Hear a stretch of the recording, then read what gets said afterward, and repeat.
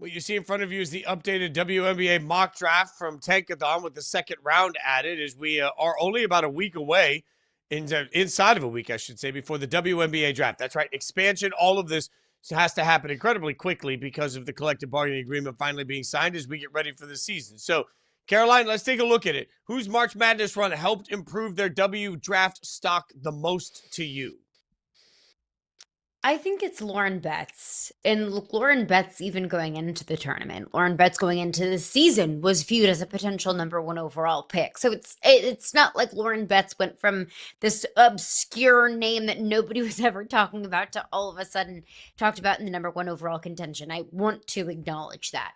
But I think what Lauren Betts showed on their run to a national championship is a certain level of leadership, a certain level of maturity, and a certain level of she can take the game over in several different ways.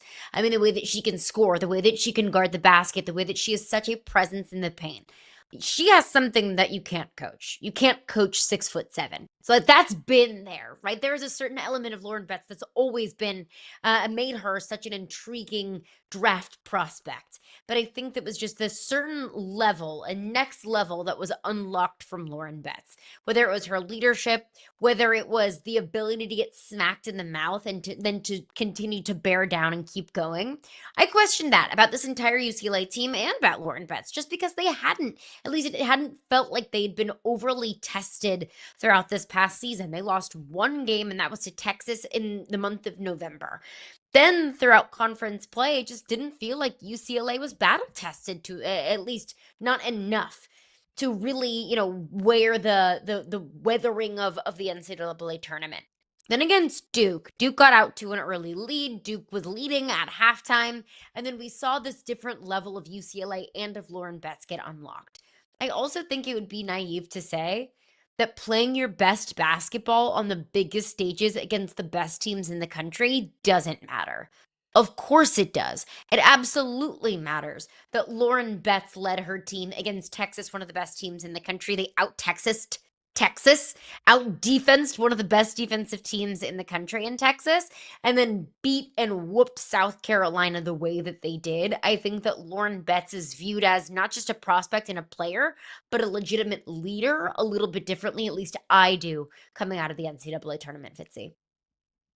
Yeah, I think you're right. It had to change a little bit of the way that we view, not that she needed to change. Let's say it had to enhance a little bit of the way that we view her Yeah. because she played so well and was so key and was just such a physical presence. Like that's the thing too, that when you see that level of dominance and you ask yourself what's going to translate over to the next level, well, certain things like size are going to translate, athleticism going to translate. She showed all of that repeatedly. I think it's interesting too because this draft coming up has some wild storylines, not the least of which is the number one pick involves Dallas, which is significant to me because Dallas already has Paige Bueckers, right? And so Paige Bueckers is one of the biggest stars in the sport. And now they pick first. And it becomes really interesting because Azzi Fudd is right there in some mocks as the number one overall pick. Not everybody agrees with this. This isn't a consensus, but Azzi is certainly somebody that is in consideration for the number one overall pick. And I want to stress, Caroline, she should be for her play.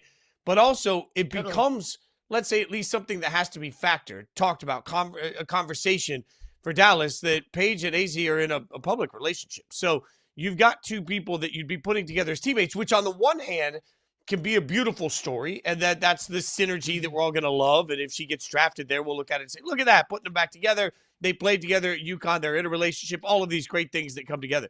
But there's also sort of the complication to me of what happens if, God forbid, at some point that relationship goes a little sour. Like what happens if they no longer have that same connection? What happens if they break up? What happens in those situations? Like that's the reason so many companies in corporate America don't like hiring couples, because if the couple ends up not being a couple, now you have a totally different issue. So it's interesting because basketball should stand for basketball alone in the draft conversation. I'm not sure that's always possible, but in this situation for Dallas particularly, I think they are going to have to at least look at every scenario and play every what if out as they try and figure out what the value of Azzi is to their organization. Yeah, I mean, Azzi is in contention for the number one overall pick for good reason. She's one of the best shooters in this draft.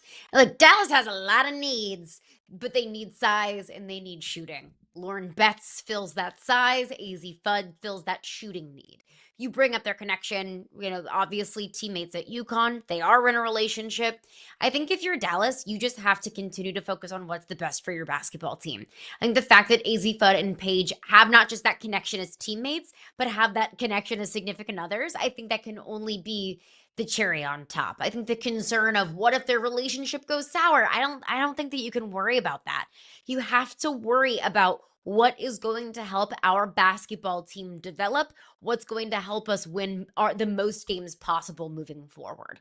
Of course, you want to listen to your star player, the foundation of your franchise, and that's Paige Bueckers. Of course, you're going to talk to her. Of course, you're going to take her wants and needs and her thoughts into consideration. But if you're Dallas, it has to be basketball. Everything else can just kind of be the cherry on top. I think, though, a few games is not going to completely throw out your skill or what you've done for the entirety of a career. But I think you also have to look at Azzi's last 3 games, the biggest and most pivotal games that UConn have had in their schedule. That UConn against Azzi against South Carolina shot 20% from the field. She only had 8 points, 1 rebound, and 5 assists. Against Notre Dame, she shot only 40% from the field. Against UNC, she only shot 30% from the field. She only had 13 and 10 points against Notre Dame and North Carolina, respectively. That's not going to take away what Azzi has done in the entirety of her career. That's not going to take away the level of maturity that Azzi Fudd has that will absolutely instantly translate to the W. But let's keep in mind, UConn does play in the Big East. UConn does not have the same level of competition that maybe a player in the SEC has, or a player in the ACC has, or a player in the Big Ten has. So what you do in the tournament matters. What you do against defensive teams like Notre Dame and South Carolina, that has to matter. That's not going to knock Azzi down to the middle of the first round or the bottom of the first round. Let's not get that twisted. But that is at least a new data point and something else to consider as we start to weigh the pros and the cons of the number 1 overall pick. I think it's also important to point out the international presence in this year's draft as well. Awa Fam, a Spanish player. Her name's also been in contention for a top 3 pick, potentially even the number 1 overall pick. I will acknowledge what I do not know. I don't know Awa Fam. I haven't watched Awa Fam. I cover women's college basketball in the WNBA. So I will acknowledge my ignorance there, but I think important to point out that she also is in consideration for the number 1 overall pick, or at least a top 3 pick. Important to point out also that there's a long-term opportunity for the W to try and figure out how to better I think, educate on some of these international players, because it becomes an issue every year right now. There's so much international greatness. Is something you and I both know firsthand. Like, we work together at SportsCenter on Snapchat at ESPN. And long before Luka Doncic was a name that anyone was paying attention to, we were doing daily rips of highlights on Luka Doncic and talking about it on SportsCenter on Snapchat, because we all knew he was going to be drafted. And that was the launching pad. We were literally sitting on ESPN shows saying, pay attention to this kid, Luka Doncic. He's playing against grown men.